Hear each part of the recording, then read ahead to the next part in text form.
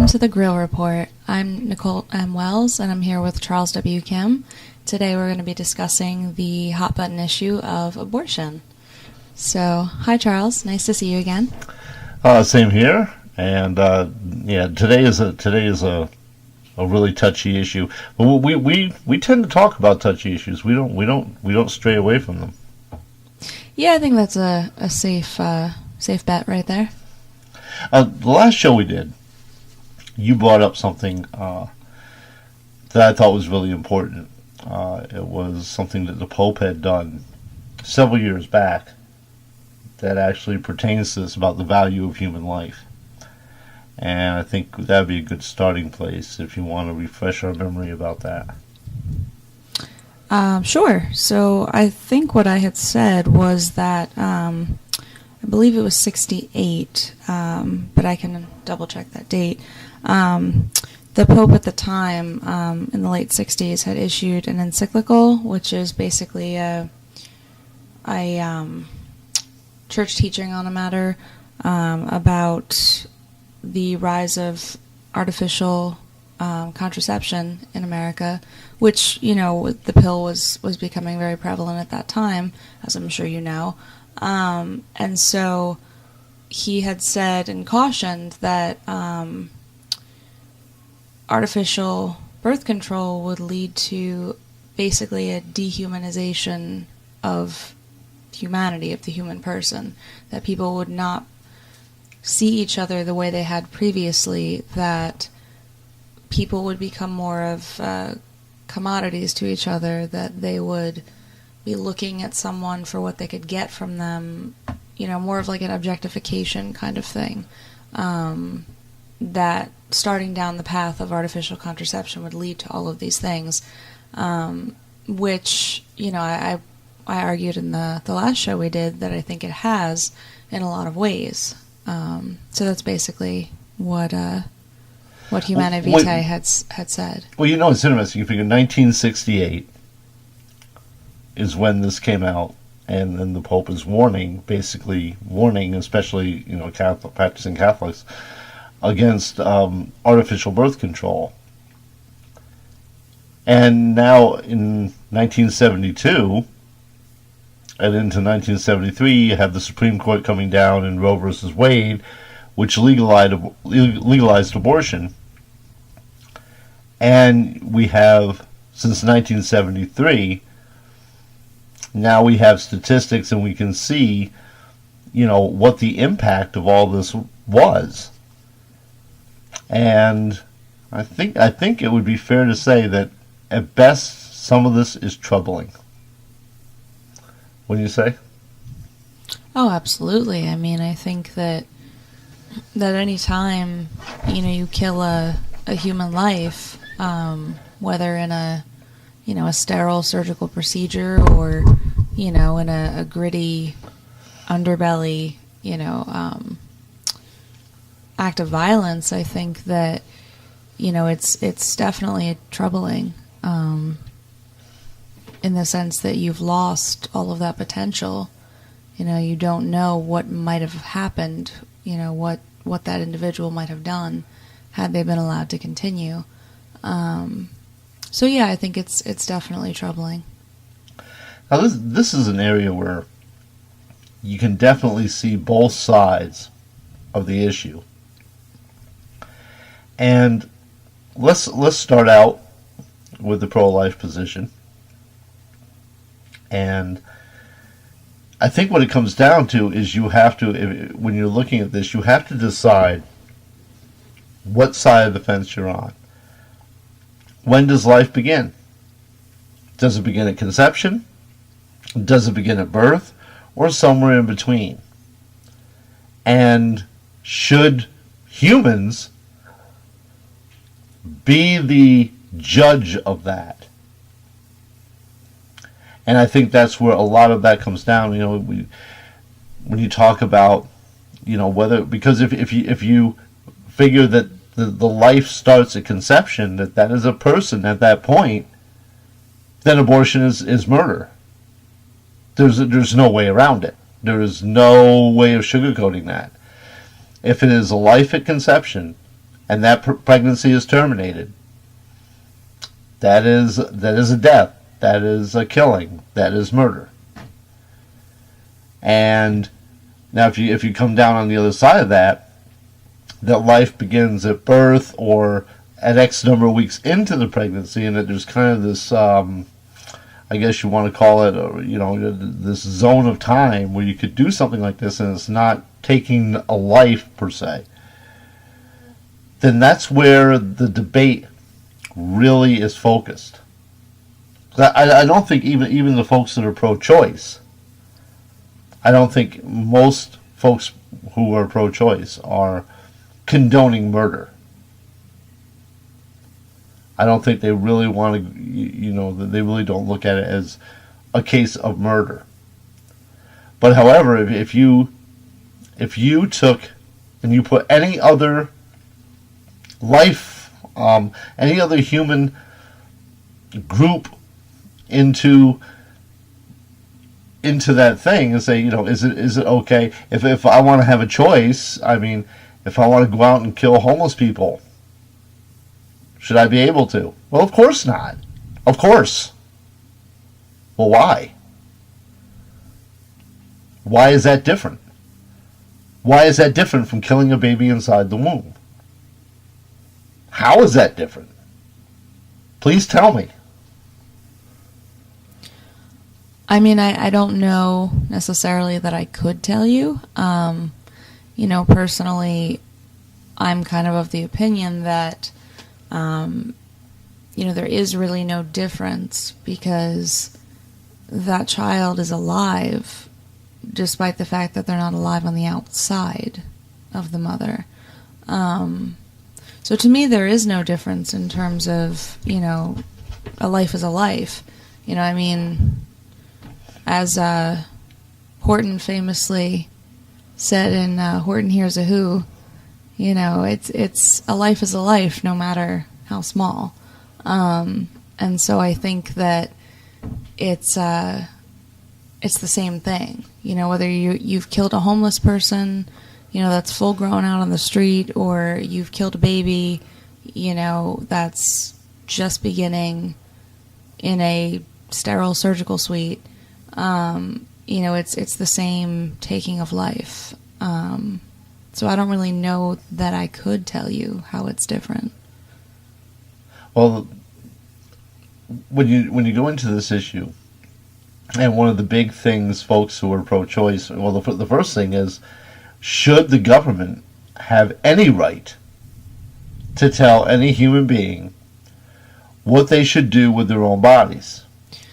Well, I think that if you're going to make that argument, you really can't expect the government to regulate other aspects of society. I mean, if you're going to say, thou shalt not do this, but it's okay to do that, if it's not okay to murder someone once they're born, once they've been issued their social security number, why is it okay to murder them after they're born? It may be the woman's body, but it's not her life.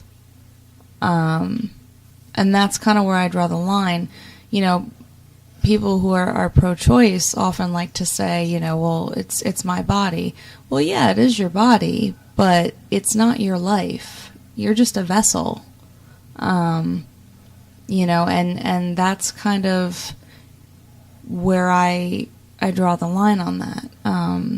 Well, that's fine, but let's not forget that, and I'm just kind of a devil's advocate here for the purposes of this discussion. Pregnancy can potentially be a life-threatening situation. Carrying a baby to term and delivering it can still, in this day, in 2018, we have, as a matter of fact, the last few years, mortality rates on these kind of things have actually increased, surprisingly. But they are low. They are rare. Mm-hmm. But a mother can still die giving birth. Nobody's saying she can't. She still can.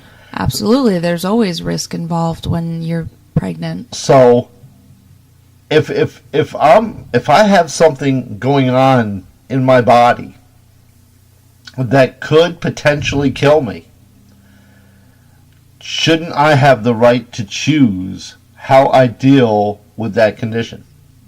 Whether it's cancer, Alzheimer's, dementia, Parkinson's, whatever the condition is, leukemia, shouldn't I have some control over how to handle that potentially life-threatening situation within me? Even a heart condition or diabetes. Shouldn't I be able to choose how I deal with that? I want to say yes and no. Let's see, this is where it gets tricky. No, it is where it gets tricky, but yes and no in the sense that, people all the time are told by medical institutions, that you don't have a choice when it comes to care of yourself. I mean, if you have a psychiatric condition and you're put in a psych lockdown, so you don't cause harm to yourself or others, you're not really given a choice there.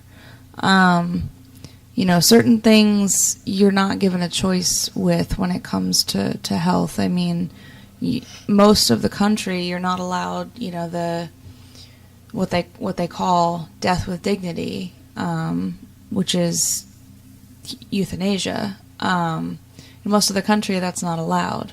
Certain areas of the country it is, but most of the country you don't have that option. You're not allowed that. So I think yes and no. I mean, theoretically, yes, but you're still killing something. So I mean, I can't really condone killing something, But as far as the legality of it, mm-hmm. the court has to come down. There are two lives existing within the same physical structure: the mother and the child. Mm-hmm. The court has to come down because those two interests of those two entities may not be the same. Though the interest of the baby to live inside the womb may not be the same interest as the mother outside the womb. I mean, in most cases, in most pregnancies, I think it's very clear that the mothers are happy to have their children, they want their children, and the purpose, if you will, between mother and child is the same, runs parallel throughout the pregnancy. But it's also quite possible that you have a mother out there, or a pregnant woman, who feels no emotional, maternal, or whatever connection to the life growing inside her. She may even despise and hate it. In which case, that baby inside that baby's purpose to survive is at cross purposes with what the mother wants.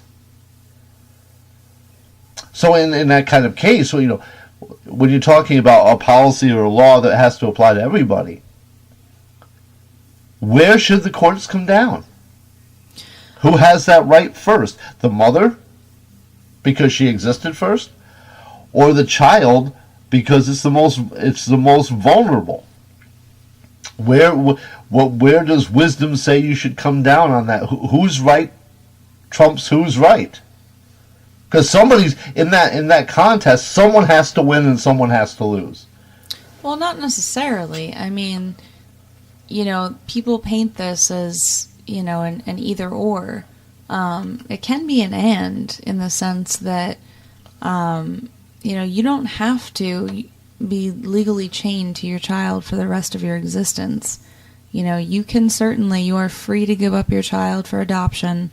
There are hundreds, thousands of couples across the country that cannot have children. Have tried all manner of, medical therapeutic interventions and cannot conceive for whatever reason. Well, I think that's really important, and I want to get into that specifically in a little bit. But even the mothers who are willing to give up the kids for adoption, those are mothers that, again, the mother and the baby are going at parallel and similar purposes to the survival and delivery of the baby, so they can go out for adoption. They're playing on the same team.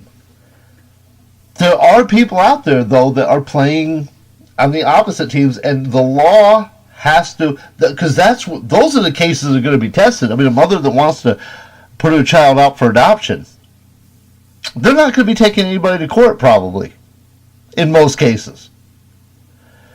The mother and father that want to, whether a single mother or even a married mother and father that want to have a baby, they're not going to be going to court and looking for a judge to decide this.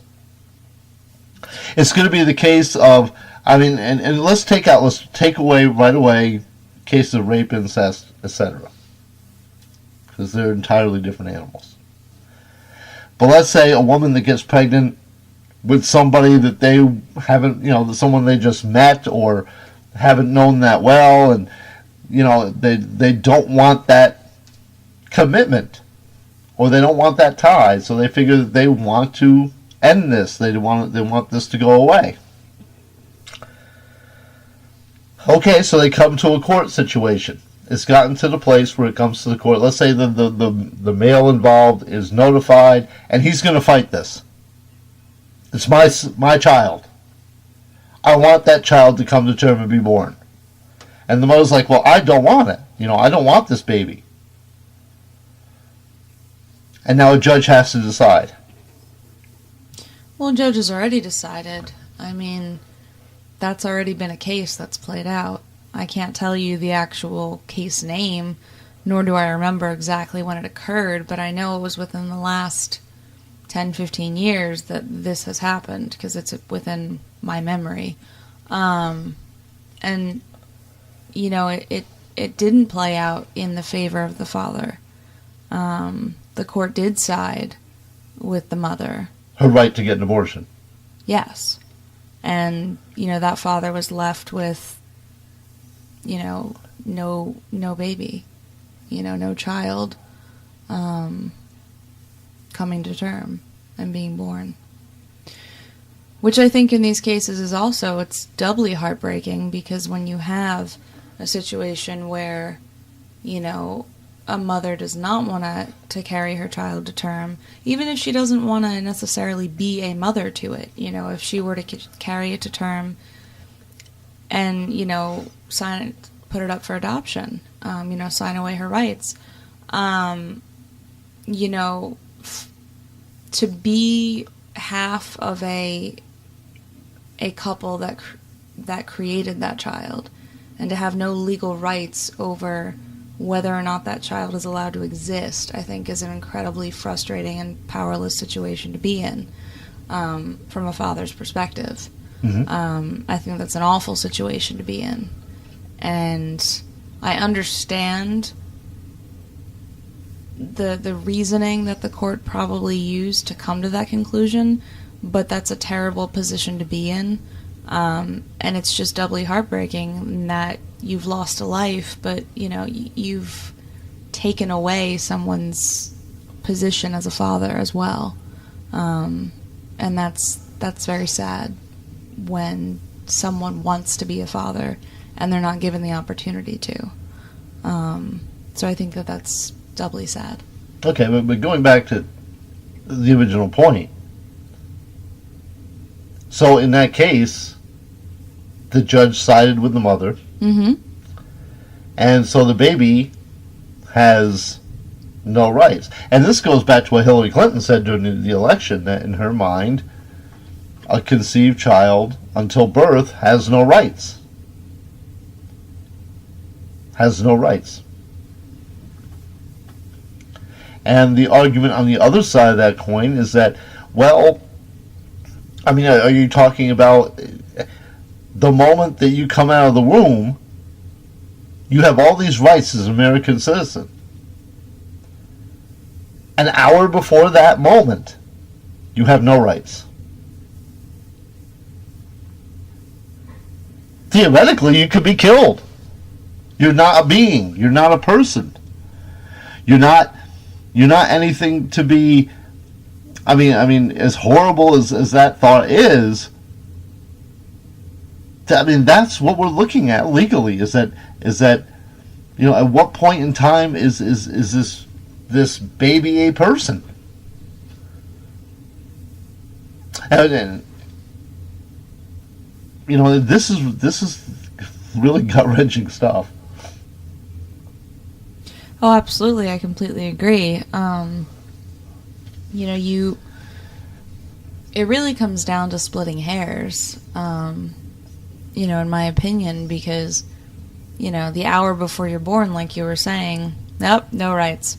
Once you come right out, all the rights in the world. Here's your social security number. Here's your birth certificate. And your first tax bill. Have a nice day. And your first tax bill. So I think that it's very interesting the way that we as a society think about it. I think that it's very intriguing in the sense that we don't think about people as people until they actually make their entrance into the world. So I guess the question I would have is, how far should the government be able to go? How far should the government be able to go to decide when people live and when people die? Or should the government totally stay out of it? Should abortion be something that is left up to the people involved, and the government just kind of holds up their hands and says, "Hey, we have no opinion on this whatsoever"? Well, just to back up for a second, when you were talking about not having any rights before you're born, I think what's interesting is that there is a distinction that's made, and it's called the Unborn Victims of Violence Act of 2004, and it's a law that recognizes an embryo or a fetus in utero as a legal victim if they're injured or killed during the commission of any of over 60 listed federal crimes of violence. Now, I think that's interesting because we're not giving fetuses, embryos rights, except that we are in certain instances. Yeah. So we're sending this mixed bipolar message of, hey, you're not a person, but maybe you are, perhaps, possibly. On Tuesday. Yeah. So that's really interesting, because what that basically means is if you're pregnant and you're walking down the street and somebody comes up and kills you and your unborn baby, or just injures you in such a way that the baby dies, you then have a legal recourse against that person with the life of the baby. However, you can take the life of that baby at that same point with no consequence. Well, yeah, I mean, that's pretty much what we as a society are saying. The law is known as Lacey and Connor's Law, after Laci Peterson and her fetus, which, according to reports, was named Connor Peterson. Her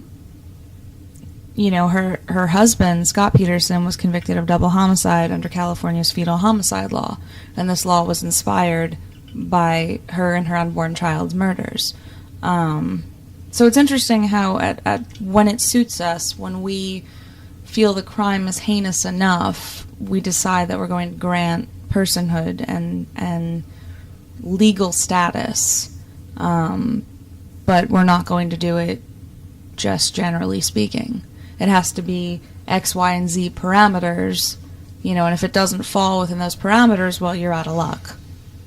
Well, there's something else to consider here, is that the world is not the same place today as it was in even 1973, for that matter. There are many methods of artificial birth control that are out there. There are many. There are shots There are sponges, there are diaphragms, there are pills, there are condoms, there's a morning after pill. What my question, I guess, is at this point, with so many of those options out there, is why are we even having this discussion? Why are we even talking about this? Where is the need for abortion? I mean, roughly, according to, depending on who you listen to, but according to some statistics, between 800 and 1,000 babies are aborted each day through Planned Parenthood. Now, I know they say they don't do a lot of, yeah, they do. I won't tell you how I know that, but personally, Planned Parenthood, you're full of it. I know you do. That, since 1973, translates to about 300,000 deaths. Oh, no, excuse me, that's 300,000 deaths a year. Excuse me. 1,000 a day comes out to about 300,000 deaths a year. And right now, we're like 60 million since 1973. That, by the way, is half the number of people who have been slaughtered by Hitler, Stalin, and China's Mao Zedong combined. Only Mao by himself killed 78 million, so we have a little bit to go before we catch up to Mao. He was the master killer of the 20th century. However, if you combine Stalin and Hitler together, we've already killed a third more babies inside the womb than all the people that Stalin and Hitler killed combined. Their combined genocide. We have done worse with abortion since Roe v. Wade in 73. Let that sink in for a minute. And we're at half. You put those three dictators together, of all their the people that all their genocide, and we're already halfway there. We're already halfway to the numbers since 1973, and we're talking about numbers for them that were part of that were almost an entire century. Or a good 40 or 50 years anyway. And they were built for war, and we all know the atrocities in Nazi Germany, and we've heard about the horror stories in Stalin's Russia. And we can only imagine the terrors that were going on in Mao's China, where 78 million people were slaughtered. And look where we are. And we call ourselves the good guys, Nicole. We're the good guys. We're the white hats. Relatively speaking. I think that abortion is one of those, uncomfortable, dirty little secrets that, we tend to overlook when we pat ourselves on the back for riding in as the white knight to rescue the world from its sins. I think we tend to forget that we have our own at home. And not to say that America is a terrible nation. I'm as patriotic as the next person, and I wholeheartedly believe that America is pretty much the best experiment in self-governance that's ever appeared on the planet. But I do think that on this issue we have a lot of work to do, and we have a lot of room for improvement. In the sense that there's just no reason, for it. It's just, to me, it's a symptom of a society that's lost its way, that's lost its moral compass, its combined sense of morality. It's a symptom of sickness, I think. Well, and the simple truth is that, for all the people that are saying they want pro-choice, Well, you are. You know, except in the extreme cases of rape and incest, you do have a choice. Everyone is pro-choice prior to conception. You make those choices. If you engage in a certain kind of activity,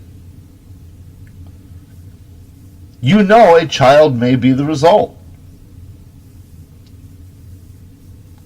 And if you don't take precautions, if you don't take any steps to prevent that during it, well, then there's a consequence. Well, not only that, I think that... But that's when your choice is. That's when you make your choices. No, I wholeheartedly agree with that. What I'm saying is that, yes, you make your choice before you engage in certain act. But also, you know, say you do use some form of birth control, you know, said form of birth control, for whatever reason, fails, and you do end up pregnant. I think you have to be adult enough, you know, grown up enough to, you know, to stand up and take responsibility for what it is you've done and what it is you've created. And if you're not willing to stand up and take responsibility for the fruit of your actions, then you really have no business engaging in those actions.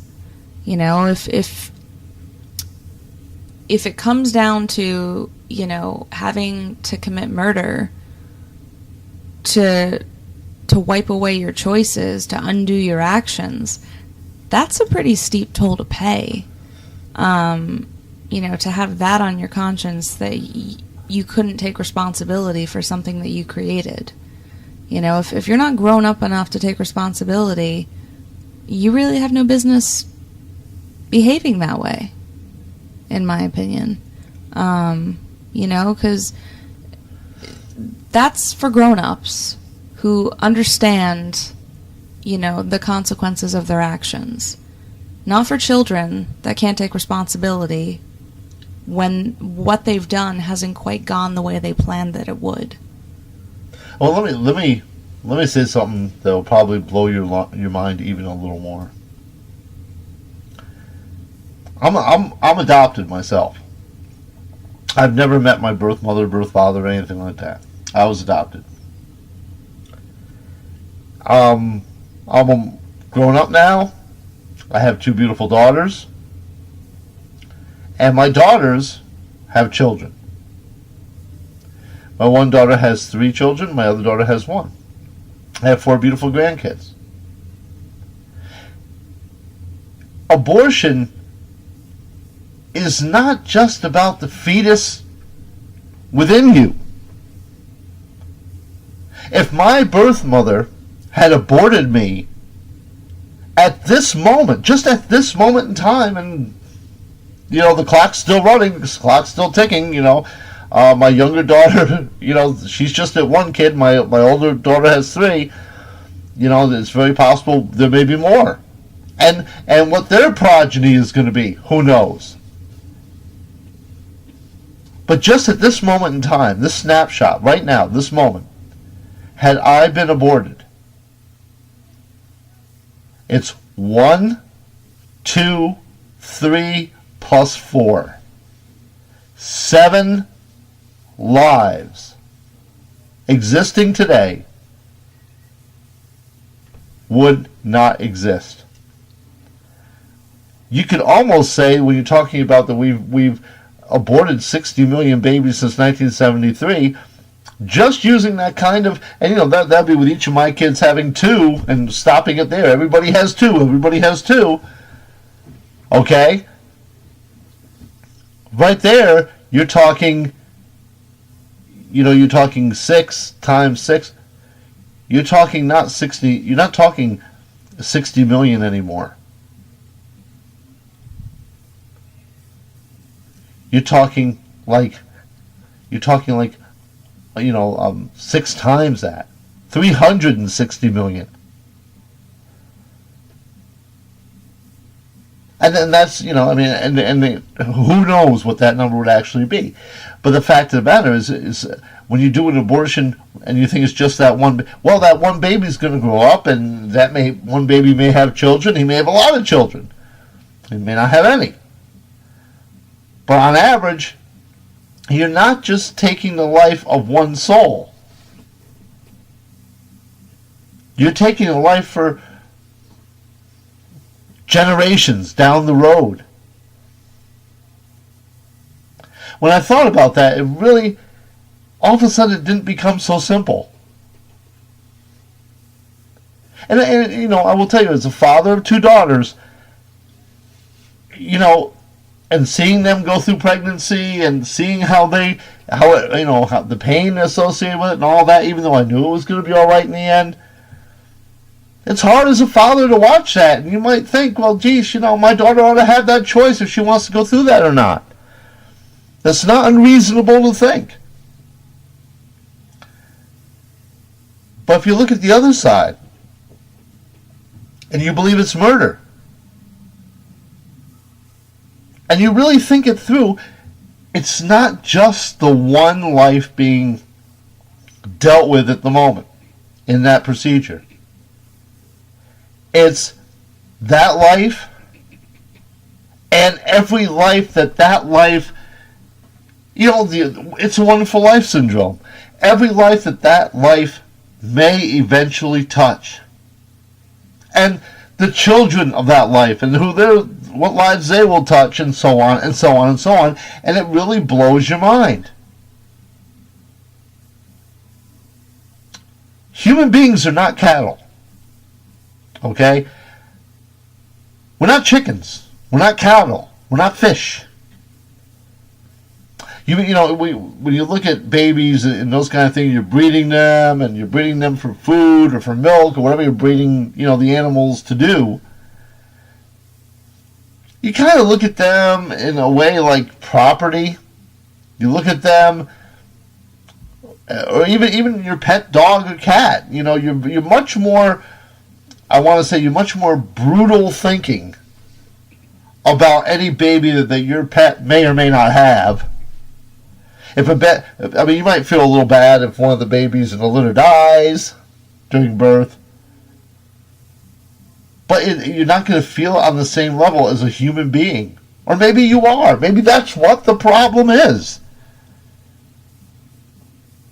Maybe because we can't maybe because we can't compartmentalize, and we look at a baby that doesn't make it, or a baby that's aborted, and we look at it like a puppy in a litter. Oh well, there's going to be others. It's bad, it's sad. I might cry for a minute, but I'll be okay. And we're not really taking into account the humanity of what's taking place. What do you think? I think that as someone who does work a lot of the time with animals, I do see how people have brought feelings that they would normally have for a child or a grandchild, how they've brought those into their relationships with the pets that they keep in their household. They do see them a lot of times as children or grandchildren. That you see bumper stickers all the time about my granddog, So, maybe that is part of the problem, and I hadn't thought about that until you said it. That maybe we've just flipped what we value or who we value. Maybe it's not that we value the most fragile members of our own species anymore. Maybe it's that we value, the fluffy, the puppies, the kittens, the guinea pigs, what have you. The warm, cuddly, fluffy creatures, that we don't necessarily have to become so involved with. Because there's no way around it, no ifs, ands, or buts about it. Raising kids, as you well know, is hard work. You know, it's difficult, it's messy, it's Trying. yeah, it's tough. So I mean, you really have to have yourself together to undertake that. And I think that maybe people have just gotten to the point where they're like, I don't even know how I possibly could, and it's easier to just get a dog or a cat, you know, and make that my emotional child. I can't even. Exactly. I can't even, to quote millennial speak. You know, but it's interesting when you put it into that perspective, and you look at these things. You know, the options that are out there for people. I mean, and they used to be much slimmer. Right now, there's so many more options for the average person who's pregnant or whatever. And there's a program through I know in one area here in Central Jersey through the Catholic Church, where if you decide to have the baby, it's called Legacy for Life. And they actually work with pregnant mothers who want to have their kids and counsel them, help them through the process, help them get the medical care they need, help them deliver the child, and work with them to kind of bring a bad situation or a potentially bad situation into a more positive arena, that, you know, with this organization, which is more in line with the faith. But certainly some of these options were not available. Now, one of the big arguments that the left is going to throw out is that the people who are pro-life are so vehement, you know, for the pro-life and so concerned about the developing babies. But once the baby gets here, they're not as much about making sure that the family has enough food and all those other things. And their point is that, you know, if the folks who are pro-life would spend as much attention making sure that the kids that are here are well cared for, they would be coming from a better place for their argument. And I think there's a point to that. You know, for every one of the stories of someone who's adopted, someone who's adopted and has come out successfully, there have been people who were adopted and they didn't come out or didn't have as good of a life, or not just adopted, but they were born, didn't have as good of a life because they were never wanted. And some parents in that situation treat their kids that way. And there is something to be said about that, wouldn't you say, Nicole? No, I absolutely would say that. You know, parenthood is not for everyone, which, again, you have to think about these things before you just go off and engage in behavior that may or may not make you one. But, yeah, parenthood is not for everyone. You know, and if you choose to not put your child up for adoption, you know, this is assuming, of course, we're operating on a premise that said parent has not had an abortion, they've delivered their child, and they have not given the child up for adoption. You know, that there are kids out there that have never felt wanted by their parents, you know, and I, you know, a very dear friend of mine has always felt that way. And it was very hard for him growing up to feel that way, to always feel like your mother doesn't care about you, she doesn't want you, you never made her feel love or joy. No matter what you did, you never could get those responses that you desperately wanted from her. And as a child, as a kid, that's heartbreaking. You know, I mean, to grow up feeling that way, you know, it definitely warps you as a person and changes the person you would become. You know, it creates difficulties for you later in life in terms of being able to connect with other people. You know, being able to relate to other people the way most people who have experienced that love and that connection with their mother, with their parents, you know, are able to feel.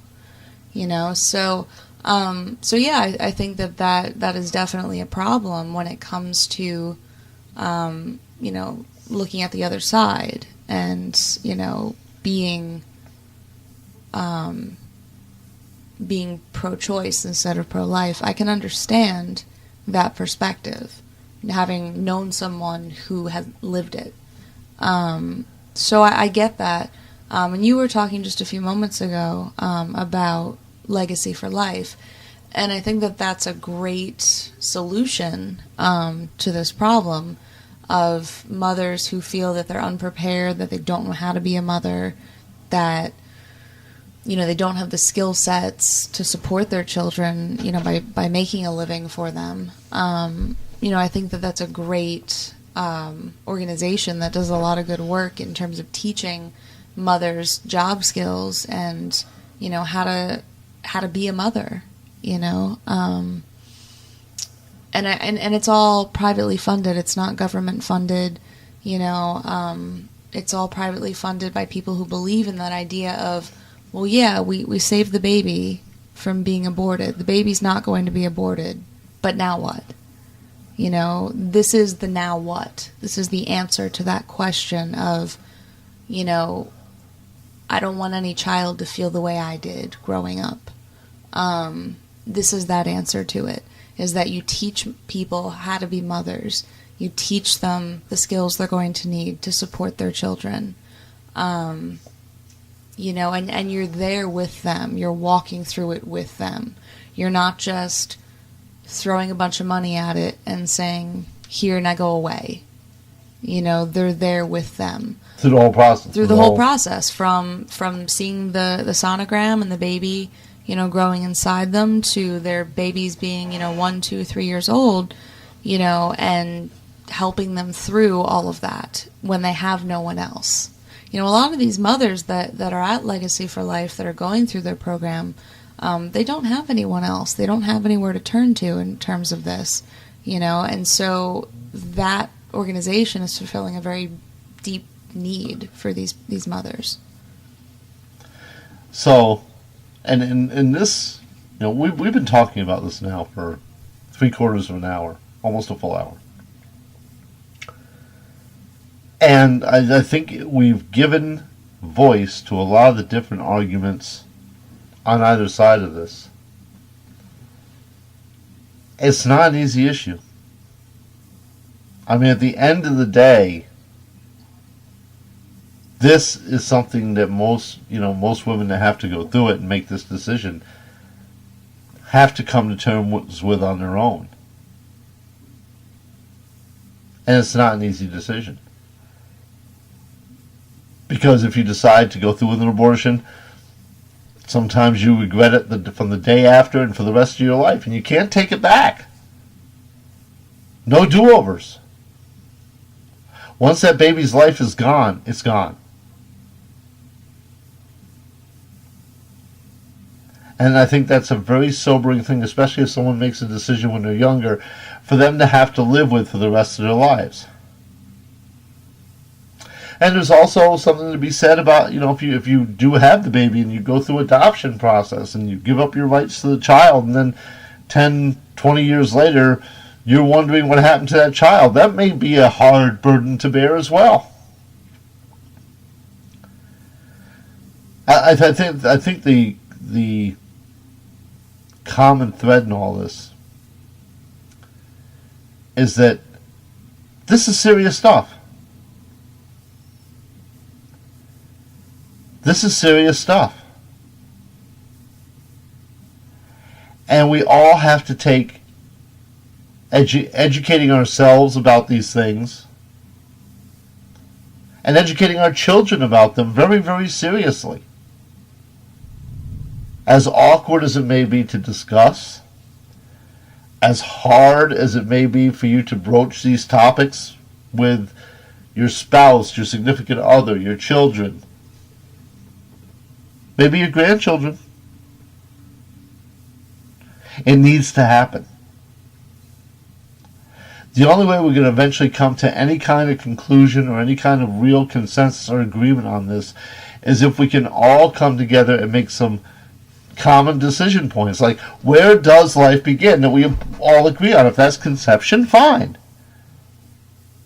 I think that, that this, most people of faith are going to say that's when life begins. It begins at conception. Maybe move the pro-choice bit to that moment prior to conception.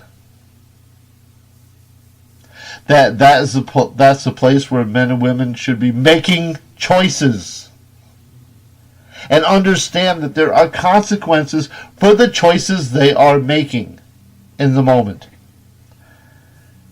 and agree, if we are making these choices, that we are going to live up to the consequences of the results of those choices. America has always been big on personal responsibility. I think this is a good place for that to come into play, wouldn't you say? Absolutely. I think that personal responsibility has kind of been on the wane in America for quite a bit of time now. At least 20, possibly 30 years at this point. People are continually giving up their responsibility and ceding it to some other authority. You can see it in the amount of authority that schools have these days. Schools are teaching all manner of things that once upon a time were relegated to the school of mom and dad. And mom and dad would teach kids about things that schools are now teaching. So I think that personal responsibility has been on the decline in America for a while, and I think that it really needs to make a comeback. If we're to return to having a healthy family unit in America, we need to start by reclaiming our sense of personal responsibility and by figuring out what it is that we're doing, with our babies before they're born. Well, somebody once said the best way to tell how good a society is how does it treat its children and senior citizens. Sadly, the course kind of that we've been heading on, now with this whole death with dignity in different states and things, making euthanasia possible, or certainly more accepted, the Dr. Death, Jack Kevorkian type stuff. That's really, that's how we're treating our seniors, our most valued members of society, and our babies, the most vulnerable, we're aborting. What does that say about our society as a whole? What does it say about our civilization right now? And I think that's a good place to end it. I mean, we certainly didn't come to any conclusion or any answers here, but I think we gave a pretty good voice to the arguments on this.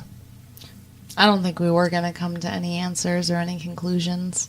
I think that, if people haven't come to those at this point, I don't think we were going to come to it in less than an hour. But, we made a good effort, and we took a good look at the two sides of the issue. And that's really what we're after, is just getting people to think about both sides of it, whatever side you approach it from. Is just thinking about the position that you're not inclined to take. So that will do it for us tonight. Again, please reach out to us, The Grill Radio at charcoalmedia.com. You can message us through Facebook and other places, and let us know what you think. Give us your opinions. Agree with us? Disagree with us, please, by all means. And we'll be back with another topic. Maybe the next one won't be so controversial. Well, maybe we'll try to lighten it up a little bit. We'll see. We might. Then again, we might not. So it really depends. So, keep tuning us in. Remember, we're on the Grill Radio. Also, these grill reports you can find on podcasts, video and audio, and you'll be able to get a hold of them as well. So again, for Charles W. Kim and Nicole M. Wells, we'll say